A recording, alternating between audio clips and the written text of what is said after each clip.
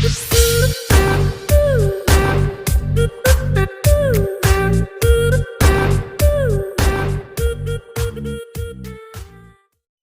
This is Harvinder from Pathmaker academy. Welcome to my YouTube channel. आज हम discuss करेंगे आज के जो सेशन में कंफ्यूजिंग वर्ब्स। ठीक है ना, जैसे आप टॉपिक देख रहे हैं इसमें मैंने लिखा भी हुआ है कंफ्यूजिंग वर्ब्स। अब कंफ्यूजिंग वर्ब से क्या मतलब है बच्चे? वर्ब का ऑलरेडी हम इतना सारा टॉपिक और कंटेंट आपको मैं डिलीवर कर चुका हूँ। आई थिंक आप लोगों को सारे कंसेप्ट क्लियर हो गए होंगे होपफुली। ठीक है ना, अब हमने लिया है आपके पास कंफ्यूजिंग वर्ब से मतलब सारे तो वर्ब्स नहीं एक सेशन में कंप्लीट हो जाएंगे। आपको मालूम है कि जो सेशन होता है ड्यूरेशन टोटल आपका 20 to 25 मिनट्स का होता है। उतने टाइम ड्यूरेशन में तो हम इतना कंटेंट आपको नहीं डिलीवर कर सकते, लेकिन कोशिश करूंगी कि आज जो आपको कराऊं, जो कंफ्यूजिंग वर्ब्स कराऊं, वो ऐसी वर्ब्स हों जिसमें अधिकतर आपके सेंटेंसेस में एरर आती है। मतलब अगर कोई वर्ब ऐसी आती है कि वो सेंटेंसेस या फिलअप से रिलेटेड होती है तो मोस्टली बच्चा वहाँ पे गलती करता है कि वो सोचता है कि ये वर्ब V1 है तो उसका सेकंड फॉर्म ये होगा, ये यूज होना चाहिए, थर्ड फॉर्म ये यूज होना चाहिए। तो हम उसी से लेकर आज कुछ मैंने सेलेक्टेड वर्ब्स चूज करिए जिसका नाम है कंफ्यूजिंग वर्ब। अब देखिए जैसे बच्चे आपने मैं अगर बात करूं, मैं वर्ब लिख लेती हूँ V1 and V2 and V3। 3 form सभी को मालूम है। वर्ब की अगर बात मैंने आपको जिस दिन वर्ब का चैप्टर कराया था और उसमें बताया था कि V की अगर हम फॉर्म की बात करते हैं तो फॉर्म्स कितनी होती है? V1, V2, V3, V4 and V5। V4 जो है वो हम पार्टिसिपल्स की यानी बुक में जब आप डील करते हैं, बुक में जब आप स्टडी करते हैं तो आपको V4 के नाम से भी मिलेगी या वो प्रेजेंट पार्टिसिपल्स के नाम से भी मिलती है। V5 को वो आप क्या कहते हैं? वर्ब की ऐसी फॉर्म जिसमें S या LES इंक्लूड होता है। ठीक है ना, लेकिन हम वहां पे वो डील नहीं कर रहे हैं। अभी तो हम वर्ब की फॉर्म्स की बात कर रहे हैं। हम मेनली जो जनरली हम फोकस करेंगे verb V1, V2 and V3। अब मैंने एक वर्ड चूज किया है, यानी कि एक वर्ड क्या लिया है मैंने? हैंग। ठीक है ना, अगर मैं इसकी बात करूं, इसकी फर्स्ट फॉर्म और सेकंड फॉर्म की बात करें बच्चे, ये आपको पता है वर्ब की जो फर्स्ट फॉर्म होती है उसे हम बेस फॉर्म भी बोलते हैं। V1 जो होता है उसको हम क्या बोलते हैं? बेस फॉर्म भी बोलते हैं, हैंग। सेकंड फॉर्म की बात करें, सेकंड फॉर्म क्या होता है? यानी कि पास्ट में। हैंग आपके पास फर्स्ट में हो गया और हैंग क्या होता है? यानी कि सेकंड फॉर्म यानी कि पास्ट में। और अगर हम इसकी थर्ड फॉर्म की बात करें तो थर्ड फॉर्म भी मेरे पास क्या होता है? हैंग। ठीक है, मीनिंग मैं भी आपको क्लियर कर देती हूँ। सेकंड, इसी का नेम ले लिया, सेम प्रोनाउंसिएशन है, pronunciation as a same, hang and hang. First form V2 and second third form is hang. Next word is a hang. Second form is hung, HUNG, hung. Third form is hung। दोनों का mainly जो pronunciation है बच्चे वो as a same है, लेकिन meaning differ है। Differ से कैसे मतलब? अगर मैं फर्स्ट नंबर की बात करती हूँ तो इसका जो मीनिंग बैठता है, अगर आप हिंदी के अकॉर्डिंग हम इसको कंसीडर करें तो इसको आप मीनिंग कहते हैं आप फांसी। जैसे किसी प्रिजनर को फांसी दी जाती है, किसी जिसने किसी पर्सन ने क्राइम किया उसको फांसी दी जाती है, तो यहाँ पे इस हैंग का मतलब है फांसी पर लटकाना या फांसी। ठीक है ना, और इस हैंग का मतलब क्या होता है? इसका मतलब होता है लटकाना। अब क्या चीज लटकाना? लटकाने में तो बहुत सारे एक्शंस, यानी कि यहाँ पे लटकाने का मतलब है क्या एक्शन हो सकता है लटकाने में? जैसे एक फोटो फ्रेम कह सकते हो कि फोटो फ्रेम उसको आपको लटकाना है। ठीक है, या कोई क्लॉथ्स है उसको आपको लटकाना है। ठीक है, या कोई ऐसा कोई सीनरी है, ठीक है ना, कोई पिक है उसको आपको हैंग करना है, लटकाना है। तो इसका यूज का इसका मतलब हो गया हैंग। ठीक है ना, सेकंड वर्ड में ले लेती हूँ, इसी से रिलेटेड हम सेंटेंस में देखेंगे किस तरीके से एरर आती है।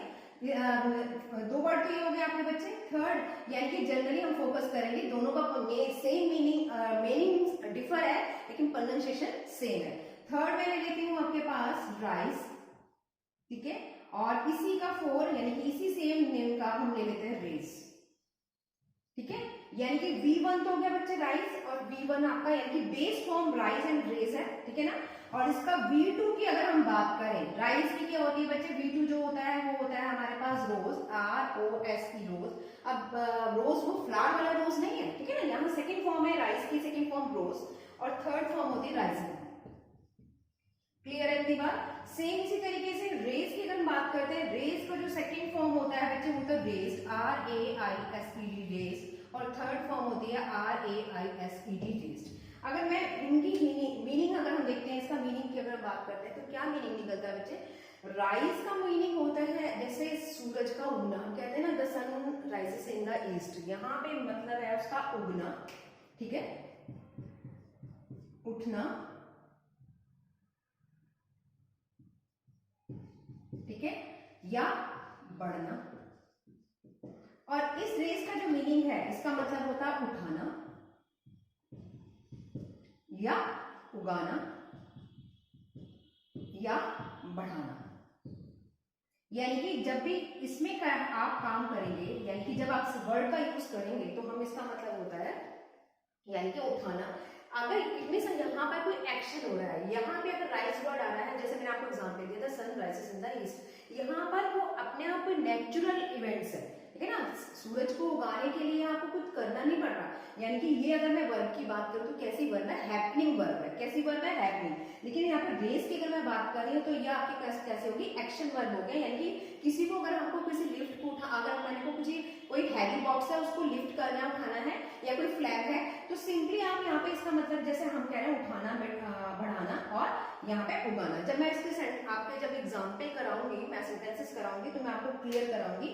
तो सिंपली आप ऐसा समझो, यहाँ पे राइज वर्ड जो यूज हो रहा है, यहाँ पे एक्टिविटी को फॉलो कर रहा है, यानी कि रेज वर्ड एक्टिविटी को फॉलो कर रहा है, और जो राइज आपका जो यूज हो रहा है वहां पे आपका पास उगना और उठना और बढ़ना, यानी कि एक हैपनिंग वर्ब की तरह इसको एज अ ट्रीट कर रहा है। अब देखते हैं सेंटेंस। मैंने कुछ सेंटेंसेस लिखे हैं, 7 सेंटेंसेस बोर्ड पे लिखे हैं आपके। अभी जो मैंने आपको कंफ्यूजिंग वर्ब्स तो कराई, क्या कराई थी, एक तो कराई मैंने आपको हैंग, ठीक है ना, और एक मैंने आपको कराया राइज एंड रोज। हैंग का दोनों का सेम का प्रोनाउंसिएशन दोनों का सेम था। एक हैंग का मीनिंग मैंने बताया फांसी पर लटकाना, और दूसरे का अदर मीनिंग जो मैंने बताया ऐसा फोटो फ्रेम को लटकाना, या किसी क्लॉथ को या किसी पिक को आपको लटकाने की अगर बात हो रही है, ठीक है ना। सेकंड अब मैंने आपको बताया राइज। राइज का मतलब हमने क्या बोला, उगना, उठना, ठीक है ना, या बढ़ना। और एक हमने बताया रेस। रेस का हमने बोला था कि उठाना, जिसमें एक्टिविटी एक्शन, यानी कि कोई एक्शन या एक्टिविटी फॉलो हो रही है, वो है आपका उगाना या आपका उगाना, बढ़ाना। क्लियर है। उसी से रिलेटेड मैंने कुछ कंफ्यूजिंग सेंटेंसेस लिए हैं आपके। उनमें मतलब सेंटेंसेस तो कंफ्यूजिंग नहीं है, सेंटेंस तो सिंपल है, लेकिन उसमें जो वर्ब्स यूज करिए वो कंफ्यूजिंग यूज करिए, ताकि उसमें हम एरर, किस तरीके से एग्जाम्स में अगर आता है हमें लगता है कि ऐसा सेम वर्ड है, यहाँ पे ये वर्ब होना चाहिए, कौन सी आनी चाहिए। तो अब देखते हैं फर्स्ट सेंटेंस को देखिए बच्चे, इसमें लिखा शी हैंड। आप इसका मैंने हर बार आपसे बोला है कि जब भी आप इसको करें हैं, हम हमेशा जब भी आप वर्ब यूज करते हैं, उसका कोई भी अगर आप कोई वर्ड यूज कर रहे हैं, वर्ब हो या नाउन हो, आपको उसका क्या देखना है, सेंस देखना है, पहले उसका फंक्शन देखना है कि किस फंक्शन पे बेस्ड हो रहा है। अब मैं यहाँ पे देखिए बच्चे, यहाँ पे क्या कह रहा है, लैंप को टांगने की बात कर रहा है, मतलब लैंप को क्या करेंगे, आपको फांसी पे तो लटकाएंगे नहीं, उसको क्या करेंगे, लटकाएंगे। अगर मैं इसकी बात करती हूँ सिंपली से, आप मुझे बताइए यहाँ पे हमने क्या, शी हैंग या हंग। अभी आपने जो वर्ड पढ़ा था, मैंने आपसे कहा था हैंग के, यानी कि फांसी की लटकाने की बात होती है तो उसकी सेकंड फॉर्म भी हैंग और थर्ड फॉर्म भी हैंग, ठीक है ना। अगर हंग की बात करते, हैंग की बात करते हैं, तो हैंग की जो आप सेकंड फॉर्म ही थर्ड, यानी कि कौन से वाले कपड़े टांगने वाली हैंग की बात कर रहे हैं, तो वहां पे हैंग की सेकंड फॉर्म और थर्ड फॉर्म बच्चे क्या हो जाएगी, हंग। अब आप मुझे बताइए यहाँ पे आपको क्या करना है, लैंप को आप क्या कर रहे हैं, लटका ही तो रहे हैं, तो कौन सा वाला हंग यूज होना चाहिए, ये वाला हंग यूज होना चाहिए ना। उसकी सेकंड फॉर्म अगर सेंटेंस हमारे पास पास्ट में आ रहा है तो हंग, थर्ड फॉर्म में परफेक्ट में यूज कर रहे हैं तो भी थर्ड। अब आपको ये चेक करना है, कहते हैं कि यहाँ पे आपके पास कौन सा सही हो गया, यानी कि ये वाला क्लियर हो, ठीक है ना। तो अगर यहाँ पर रॉन्ग हो जाए, ये किसके लिए यूज होता है, अगर कहीं फांसी वाली बात आ जाती है, लटकाने के लिए, ठीक है ना। सेकंड आ जाइए, देखिए वही वाली बात है कि प्रिजनर, कैदी के लिए बात हो रही है, तो हैज बीन हंग या हैंग। अगर ये हंग कैसे बात होगी, यानी कि हैंग की सेकंड फॉर्म, सेंटेंस किस में आ रहा है, आपके पास परफेक्ट में आ रहा है, इट मींस आपके पास हैंग की थर्ड फॉर्म किस में आ जाएगी, आपके पास इसमें आ जाएगी थर्ड फॉर्म हैंग, आप हैंग होती है, ठीक है ना। आपकी फर्स्ट फॉर्म है, जिसका मतलब होता है फांसी पे लटकाने वाली बात के लिए हो रही है, तो वहां पे आपके पास फर्स्ट फॉर्म आपका है, ठीक है ना, और सेकंड फॉर्म आपका है और थर्ड फॉर्म भी है। तो कौन सा वाला बात बच्चे क्लियर हो गया आपके पास, ये वाला, यानी कि ये वाला रॉन्ग हो जाएगा, ये सही है। सेंटेंस नंबर थर्ड में ये बच्चे इसमें लिखा है he raised and rose my questions in the classroom. अब यहाँ पे बताइए राइज की अगर मैं बात करती हूँ तो ठीक है, राइज की सेकंड फॉर्म क्या होती है, रोज होती है, और थर्ड फॉर्म क्या होता है आपके पास, राइजर होता है। रेज की अगर हम बात करते हैं, रेज का सेकंड फॉर्म और थर्ड फॉर्म है सेम, यानी कि रेज्ड होता है। अब आपको ये चेक करना है, दोनों का मीनिंग डिफर है एक्टिविटीज के अकॉर्डिंग। अगर मैं बात करती हूँ तो यहाँ पे आपके माइंड में क्या आ रहा है, he raised rose my question in the classroom, यानी कि कोई एक्टिविटी है, यानी कि आप क्या कर रहे हैं, सोच रहे हैं कि क्लास में आपके ही उसने क्या है, मेरे क्वेश्चंस को क्लास में उठाया, ठीक है ना। तो क्या आना चाहिए आपके पास, रोज। क्लियर है, सॉरी रेज्ड, रोज कह रहे हैं, ठीक है ना। तो आपके पास क्योंकि सेंटेंस कैसे है यानी कि सेकंड फॉर्म, क्योंकि यहाँ पर मैं आपके अगर मैं बात करती हूँ तो आप क्या यूज कर रहे हैं बच्चे, क्योंकि राइज आपका यहाँ पे आ रहा रेज, ठीक है ना। रेज की सेकंड फॉर्म रेस्ड और थर्ड फॉर्म भी रेस्ड। क्लियर है इतनी बात। वही सेम हम बात करते हैं राइज की। राइज की अगर फर्स्ट फॉर्म की बात कर रहे हैं, बेस फॉर्म तो राइज है, सेकंड फॉर्म हमारा होता है रोज और थर्ड फॉर्म होता है राइज। यहाँ तक किसी स्टूडेंट को डाउट, ठीक है। इसी को नेक्स्ट लेते हैं। अब देखिए राम रेज रोज हिज फ्लैग, यहाँ पे क्या आ रहा है सेकंड फॉर्म रेज आएगा या सेकंड फॉर्म रोज, इसका दोनों का मीनिंग डिफर है। अगर मैं इस रोज की बात कहती हूँ तो इसका मतलब है उड़ना, यानी कि विदाउट एक्टिविटी की बात हो रही है। तो हमें जो एक्टिविटी है ना, क्योंकि फ्लैग को उठाना तो कोई एक्टिविटी है, कोई एक्शन फॉलो हो रहा होगा, तो क्या आएगा आपका रेज, यानी सेकंड फॉर्म ये वाला, ठीक है। नेक्स्ट आ रही है सेंटेंस नंबर 5 में, इसमें लिखा है during flood the water level of dam. Flood तो जानते हो ना, बाढ़, यानी कि जब बाढ़ के में आपका जो पानी का लेवल है वो किसका, डैम का, वो क्या हो गया, बढ़ गया, ठीक है ना। तो बढ़ गया तो आप क्या यूज करेंगे, आप राइजेस, क्योंकि सेंटेंस हमारे पास बच्चे किसमें है, प्रेजेंट में है, तो आपको क्या करते हैं वर्ब की फर्स्ट फॉर्म कर, और सब्जेक्ट भी कैसा है, सिंगुलर फॉर्म में है। जब सिंगुलर फॉर्म में होता है तो वर्ब के आपकी क्या होती है, सब्जेक्ट के अकॉर्डिंग वर्ब आता है, तो एस या ईएस यूज करेंगे। तो यहाँ पे आप क्या यूज करेंगे, राइज, ठीक है ना। क्लियर है इतनी बात। तो यहाँ पे आ जाएगा आपके पास राइज, यानी कि बढ़ गया पानी का जो लेवल था वो डैम का, किसके डैम का जो पानी का लेवल था वो क्या हो गया, अब बढ़ गया, ठीक है ना। कोई एक्टिविटी तो फॉलो नहीं हो रही ना यहाँ पे तो पानी का लेवल किससे बढ़ा है, कोई हैपनिंग वर्ब हो रही है, कैसे वर्ब है, हैपनिंग है ना। तो मैंने अभी आपको ये भी बताया, डिफर भी कराया था। यहाँ पे आपके पास बात हो जाती है कि अगर हम कोई एक्टिविटी से रिलेटेड बात करते हैं और राइज का अगर हम बात करते हैं तो ये आपके पास आता है हैपनिंग वर्ब के अकॉर्डिंग। आप मुझे बताओ पानी का लेवल, डैम का लेवल पानी का जो बढ़ रहा है वो बाढ़ के आने से बढ़ा है, तो ये आपका नेचुरल इवेंट है, यानी कि हैपनिंग है। नेक्स्ट आ रही है 6 वाले में, the teacher raised and rose the book. अब यहाँ पे टीचर ने किताब को उठाया, यानी कि कोई एक्टिविटी फॉलो हुई होगी। तो आप जब फॉलो कर रहे हैं एक्टिविटी के लिए, क्या बताया मैंने, अब यहाँ पे सेंटेंस में अगर आप देखें तो राइज की सेकंड फॉर्म रोज है और इसी की सेकंड फॉर्म आपकी रेज की सेकंड फॉर्म क्या है, रेज्ड। हमें एक्टिविटी करना है, यानी कि ये वाला यूज होगा, ठीक है ना। नेक्स्ट आ रही है सेंटेंस नंबर 7 में, इसमें लिखा है help us raise and rise the flag. फिर आपके पास यहाँ पे सेंटेंस में सेम वही वाला आगे रिपीट हो गया थोड़ा सा। अब देखिए यहाँ पे भी वही चीज, क्योंकि लेकिन बस वर्ब का डिफर था, यहाँ पे सेकंड फॉर्म यूज हुआ है और यहाँ पे हम यूज कर रहे हैं पर। अब देखिए हेल्प अस रेज या राइज, ठीक है ना, एक्टिविटी, यानी कि कौन से हमारा वर्ब का फर्स्ट फॉर्म, जिसे वर्ब का फर्स्ट फॉर्म भी बोल लेते हैं बच्चे और हम इसे बेस फॉर्म भी बोलते हैं, ठीक है ना। तो यहाँ पे आएगा रेज, एक्टिविटी वाला, राइज नहीं आएगा। राइज तो आपके पास उगना या बढ़ना होगा, ठीक है ना, विदाउट एक्टिविटी। इसी से रिलेटेड 2-3 सेंटेंस और ले लेते हैं ताकि और डाउट्स आपके।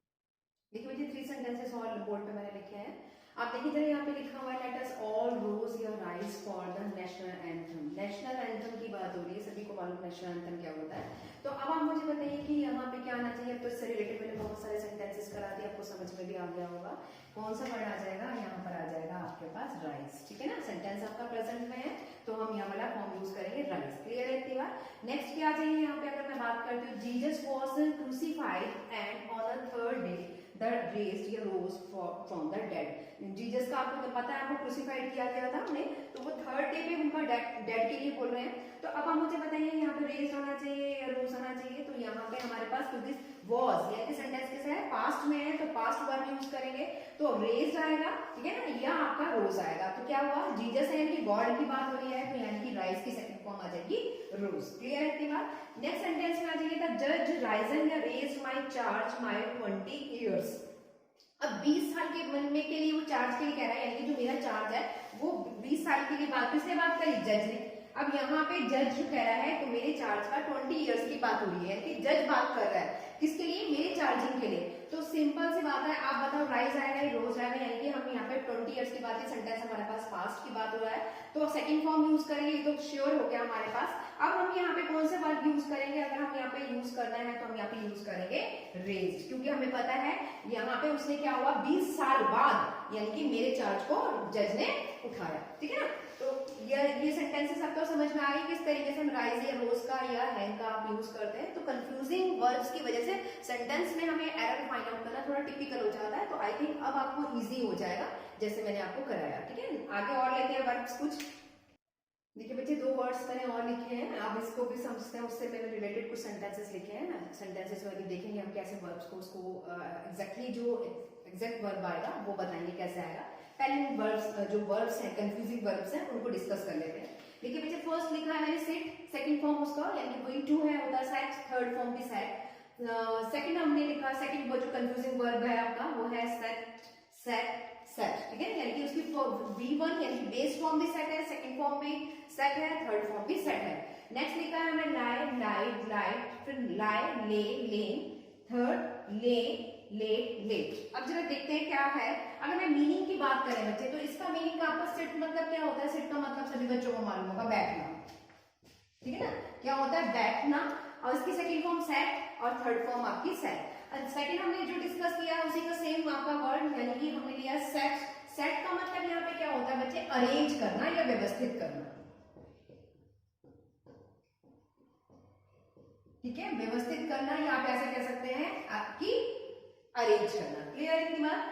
इसमें आ जाइए, लाई का हमने बोला, लाई के वर्ब की फर्स्ट फॉर्म क्या होती है बच्चे? लाई होता है, इनकी बेस फॉर्म लाई है, सेकंड फॉर्म उसका V2 लाइट है, और थर्ड हमने लिखा इसका लाइट। अब इसका अगर मैं हिंदी की मीनिंग की बात करूं तो इसका आप ऐसा समझ लीजिए, क्योंकि एक ही तरह के वर्ड्स का यहाँ पे जो हमने मीनिंग इवन अब जो यूज किया है, इसका मतलब है अनट्रुथ के लिए यूज कर रहे हैं। अनट्रुथ तो जानते हो, यानी कि झूठ बोलना, बहुत इजी वर्ड है।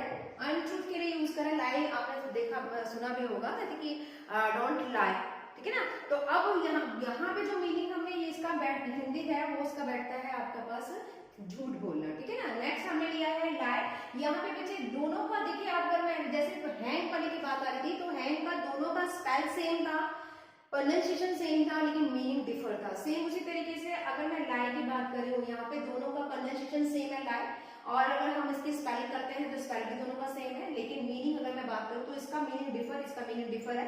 एक लाई होता है झूठ बोलना, और एक लाई होता है ऑन द बेड, यानी कि लेटना। ऑन द बेड का मतलब आप यहाँ से समझ लीजिए, बेड पर क्या करेंगे आप? लेटेंगे तो सही, ठीक है ना। तो ऑन द बेड यहाँ पे मतलब हो गया on the bed, on bed कह सकते हैं या ऑन द बेड कह सकते हैं, तो इसका मीनिंग बैठता है आपका लेटना। नेक्स्ट लिया है मैंने ले, ये सभी स्टूडेंट से अवेयर है, ऐसा इसका मतलब होता है जैसे मुर्गी का ये बोलते हैं, जैसे सेंटेंस में मैंने लिखा था हैंस हैव ले लिया, यानी कि अंडे सेना। क्लियर है ना? इसका मतलब हो गया आपके पास अंडे सेना, ठीक है।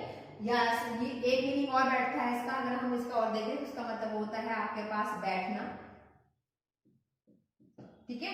और एक मीनिंग आप हम अगर चाहें तो इसका दूसरा मीनिंग ये भी हो सकता है बिछाना। बैठने की जगह आप ऐसे कह सकते हैं बिछाना या नींव डालना,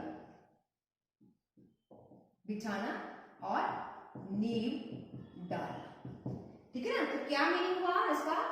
इसके लिए ये हमने यूज करा, लाई का मतलब झूठ बोलने से रिलेटेड है, ये यूज किया हमने ऑन द बेड, या इसका मतलब लेटने से मीनिंग है, और ले का मतलब हो गया अंडे सेना, बिछाना या नींव डालना। सेकंड देखिए बच्चे, अब इससे रिलेटेड मैंने सेंटेंस लिखे हैं। अब सेंटेंस को हम इसमें एरर फाइंड आउट करते हैं कि किस तरीके से आपके एरर आ गए। देखिए अगर मैं सेंटेंस नंबर 1 की बात करती हूँ, you should sit set down to eat. यहाँ पे वो क्या कह रहा है कि आपको खाना खाना है, ठीक है ना। तो सिट डाउन ही तो बोलेंगे टू ईट, यानी कि आप प्रॉपर क्या करेंगे? बैठने तभी तो लंच या डिनर या ब्रेकफास्ट करेंगे, तो खाने के लिए बोला है, तो क्या मीनिंग बैठता है? सिट। क्लियर? नेक्स्ट आ जाए सेंटेंस नंबर 2 में, you should set a sit the puppy down for sleep. अब देखिए बच्चे, यहाँ पे अगर उसकी बात कर रहा है, अब देखो यहाँ पे अगर हम बात करते हैं तो उसने क्या कहा है? For the sleep. अब यहाँ पे सो रहा है पपी, तो क्या यूज करेंगे? You should set a sit, बैठेंगे थोड़ी ना, क्योंकि बैठ के थोड़ी नहीं, यहाँ पे उसने क्या बोला है? Puppy down for sleep, sleep के लिए डाउन हुआ, तो आप यहाँ पे क्या यूज करेंगे? बैठने का नहीं आएगा, सेंस आएगा सेट, ठीक है ना। यूनियन की व्यवस्थित करा है सोने के लिए, उसके लिए हमने क्या करा? उसका कुछ अरेंज किया, प्रॉपर अरेंजमेंट किया, ठीक है ना। फिर इसका लिखा है माई गर्लफ्रेंड सिट्स या sets next to me in church. अब देखिए जरा यहाँ पे क्या मीनिंग है? माई गर्लफ्रेंड, अब यहाँ पे क्या कह रहा है कि आपकी गर्लफ्रेंड के लिए बात कर रहा है, कि वो क्या कह रहा है? सिट्स होगा या सेट्स होगा, ये next to me in the, आपका पास आएगा चर्च, यहाँ पे आ जाएगा गर्लफ्रेंड, सॉरी फ्रेंड्स लिख दिया था मैंने। माई गर्लफ्रेंड सिट्स या sets next to me in church. अब आपको भी बताइए यहाँ पे नेक्स्ट टू मी, यानी कि मेरे बराबर में, मेरे बगल में, तो सिंपल सी बात है चर्च में, तो यहाँ पे क्या करेंगे, बैठने के लिए करेंगे, सिंगल पर्सन सिंगल सब्जेक्ट है, तो मैंने आपको बताया था उसमें हमेशा वर्ब कैसे आएगी, सिंगल फॉर्म में आएगी। और सिंगल फॉर्म में कब होती है, जब उसमें आप एस या ईएस का अरेंज कर देते हैं, ठीक है ना। तो आपके पास आ गया मेरे पास, तो हमने यहाँ पे क्या यूज कर दिया, आपके पास आ जाएगा 6। पता है ना, जैसे आपके पास सिंगल सब्जेक्ट होता है, जैसे मान लीजिए मैंने यही प्ले लिखना है, तो प्ले नहीं लिखेंगे आप, प्लेस लिखेंगे, क्योंकि यहाँ पे कैसा क्या आ जाता है, ये आपका सिंगुलर फॉर्म है, यानी कि सब्जेक्ट कैसा है, सिंगुलर है, तो सिंगुलर के साथ वर्ब भी आपके सिंगुलर आती है, वो हमेशा एस या एस लगाते हैं। जैसे अगर मैं राम की बात करूं तो आप भी क्या कहेंगे, राम भी क्या है ना, सिंगुलर पर्सन है, तो सिंगुलर के साथ आप हमेशा वर्ब कैसे आती है, सिंगुलर आती है, कैसे एस लगाते हैं। वही चीज हमने करी, ये सिट का ही है, यानी कि आपकी बेस फॉर्म है, उसमें हमने एस या एस लगाकर फॉर्म्स को सिंगुलर फॉर्म में बनाया है, ठीक है ना। तो यहाँ कौन सा सही होगा, सिट्स। नेक्स्ट सेंटेंस में आइए, सेंटेंस नंबर बच्चे 4 में देखिए, इसमें लिखा Poonam set the vegetables on the soup. अब आप मुझे बताइए सब्जियों को से सूप बनाना है, ठीक है ना, तो सूप बनाने के लिए उसने वो क्या करेगी, वेजिटेबल्स का, सब्जियों का अरेंजमेंट ही तो करेगी, यानी कि अरेंज करेगी, व्यवस्था करेगी, तभी तो सूप रेडी करेगी। तो यहाँ पे क्या आ जाएगा आपके पास, सेट। क्लियर है इतनी बात, यानी कि आप जो यूज करेंगे ये वाला सेट यूज करेंगे। यहाँ पे सेट कौन सा यूज कर रखा था, सिट का सेकंड फॉर्म, ठीक है, ये नहीं आएगा, ठीक है। सेंटेंस नंबर 5 में आइए, कैन यू ले या लेट आउट माई क्लॉथ्स। यहाँ पे क्लॉथ्स की बात हो रही है, अब आप खुद ही बताइए, मैंने आपसे बोला ले आइएगा, आपके पास अगर ले की बात करें तो एक ले तो यहाँ पर आ रहा है और एक ले यहाँ आ रहा है, यहाँ पे आप क्या यूज करेंगे, कौन सा वाला ले यूज करेंगे, यानी कि ये वाला यूज करेंगे या ये वाला यूज करेंगे, बिछाना या नींव डालना, तो लेटना तो नहीं है, यहाँ पे can you let out my clothes, ठीक है ना, तो यहाँ पे क्या आ जाएगा आपका, क्या यूज करेंगे आप, ले। क्लियर है इतनी बात। सेंटेंस नंबर 6 में आइए, ही लाइज या lays down for rest for 2 hours a day starting from 1 PM। अब आप ये बताइए, यहाँ पे लाई की अगर मैं बात करती हूँ, ये वाला लाई का यूज किया हुआ है, उसकी बेस फॉर्म में अगर मैं आइस लगा दिया, आप सोच रहे हैं सिंगुलर पर्सन है तो हमने एस लगा दी लाई का, तो यहाँ पे झूठ बोलने की वहां पे क्या है, कहते हैं कि lie down for rest for 2 hours a day starting for 1 hour।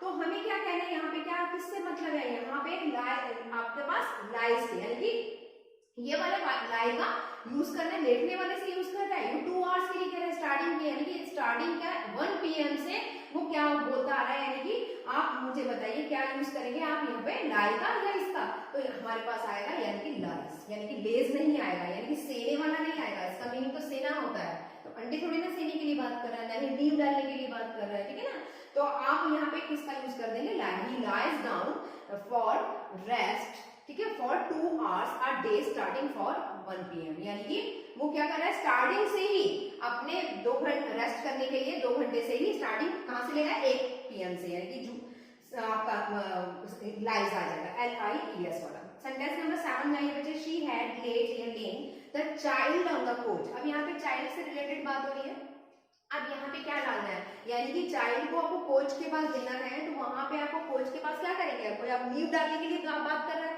तो नींव डालने के लिए आप कौन सा यूज करेंगे, हमें बताया था, आपके पास क्या हो जाता है, इसका मीनिंग ले, अंडे सेना भी होता है, बिछाना भी होता है, नींव डालने के लिए भी होता है, तो कौन सी फॉर्म यूज में रखी है यहाँ पे, हैड का, यानी कि परफेक्ट में बात हो रही है, तो हमारे पास आपकी वर्ब थर्ड यूज होगी, तो कौन सा आ जाएगा आपका लेट, ठीक है ना, तो ये वाला क्लियर है, नींव डालने के लिए, क्योंकि कोच के बाद जब आप भेज रहे हैं चाइल्ड को तो उसका बेस सॉलिड करने के लिए भेज रहे हैं। नेक्स्ट आ जाइए, सेंटेंस नंबर 8 में देखिए, द हैंस हैव लेट या लेन एग्स, यहाँ हैन की बात होगी, तो आप क्या यूज करेंगे, लेट है आ रहा है, यानी कि सेंटेंस कैसा है, परफेक्ट में है, परफेक्ट के लिए आप वर्ब का थर्ड फॉर्म यूज करेंगे, थर्ड फॉर्म आपके पास लेट, ये वाला ले नहीं यूज करेंगे, अगर क्योंकि थर्ड फॉर्म की अगर इसकी बात करते हैं तो ये नहीं यूज करेंगे, इसका मीनिंग बैठता है आपके पास लेटना, ठीक है ना, तो हैन लेटने से रिलेटेड ही है, हैन की बात हो रही है, तो क्या हो जाएगा, सेना, यानी कि लेट, ठीक है ना। नेक्स्ट 2 और सेंटेंस आपके वर्ड्स ले लेते हैं, कंफ्यूजिंग वर्ड, उससे रिलेटेड अब करा देंगे आपको। देखिए बच्चे नेक्स्ट वर्ब लिखा है मैंने, जो कंफ्यूजिंग वर्ब है, बाइंड, उसका अगर हम V1 का बात करें, ये आपका बेस फॉर्म है, यानी कि V1, ये आपका V2 और ये आपका है V3। अगर इसका मीनिंग देखिए बच्चे, इसका V2 अगर बेस फॉर्म की बात हो रही है तो बाइंड है, सेकंड होगा आपका बाउंड, यानी कि पास्ट में, और आपके पास थर्ड फॉर्म में होगा इसका बाउंड। नेक्स्ट है आपका जो इसका आपका स्पेल और इसका स्पेल दोनों का सेम है, प्रोनाउंसिएशन भी सेम है, बाउंड, लेकिन इसका वर्ब का सेकंड फॉर्म हो गया बाउंडेड और थर्ड फॉर्म हो गया बाउंडेड, दोनों का मीनिंग डिफर है। अगर मैं इस बाइंड की बात करती हूँ तो बच्चे इसका मतलब होता है बांधना, यानी कि टाई अप करना, ठीक है ना, टाई करना यानी कि बाइंड करना, क्लियर इतना, इसका मीनिंग हुआ बांधना, और अगर इस बाउंड की बात करते हैं तो इसका मतलब होता है निश्चित रूप से, ठीक है ना। तो हम इसे आप कह सकते हैं, कहते हैं कि कैसे आपका बैठेगा, निश्चित रूप से, यानी कि कॉन्फिडेंस।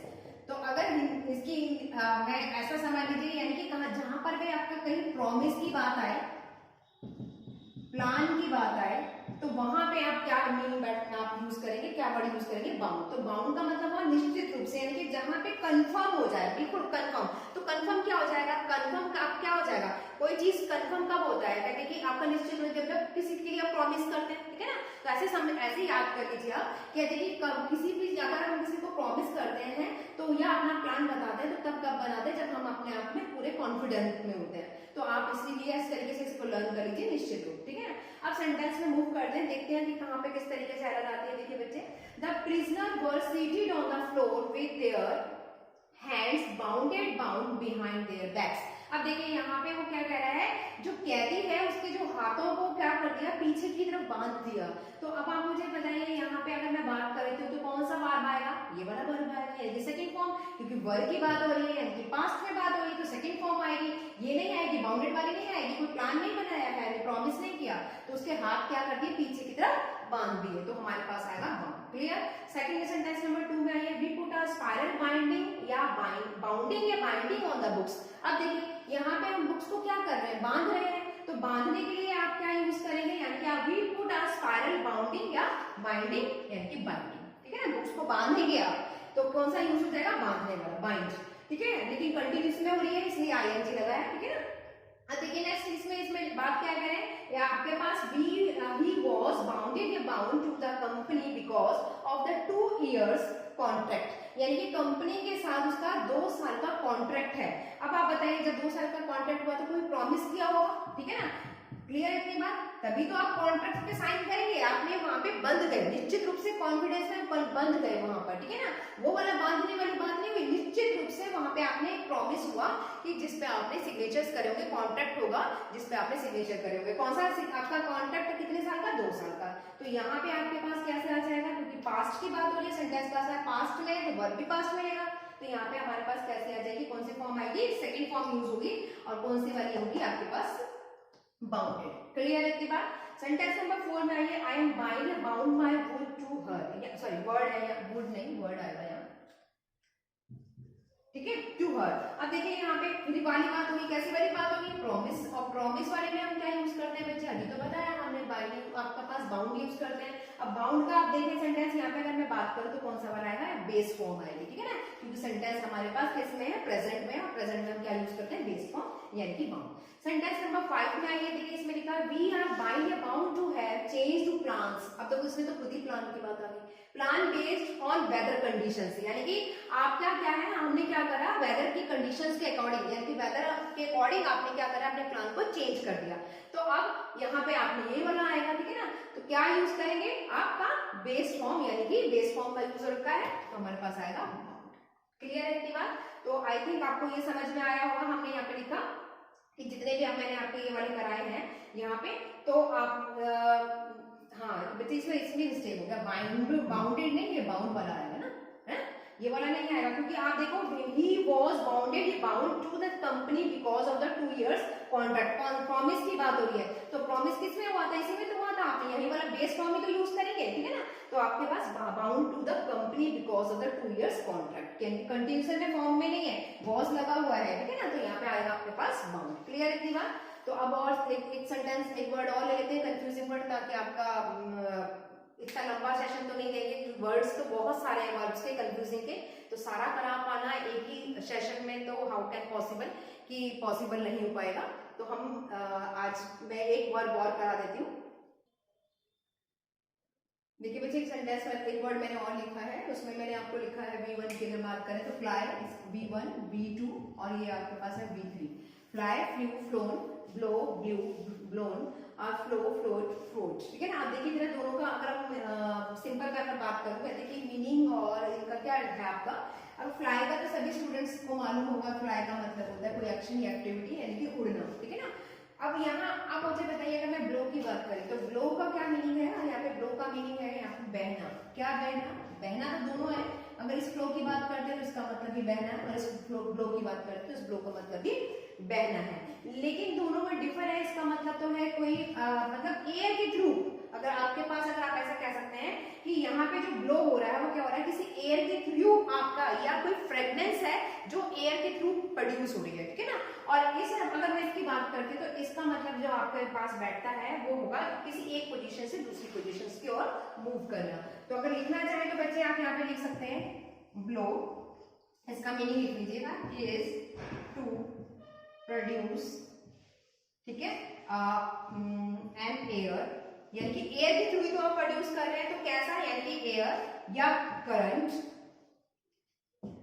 कोई भी फ्रेग्रेंस है जो एयर के थ्रू प्रोड्यूस हो रही है, ठीक है ना। तो या आप कह सकते हैं आप ब्लो, ब्लो, ठीक है ना, कैन टू ब्लोज।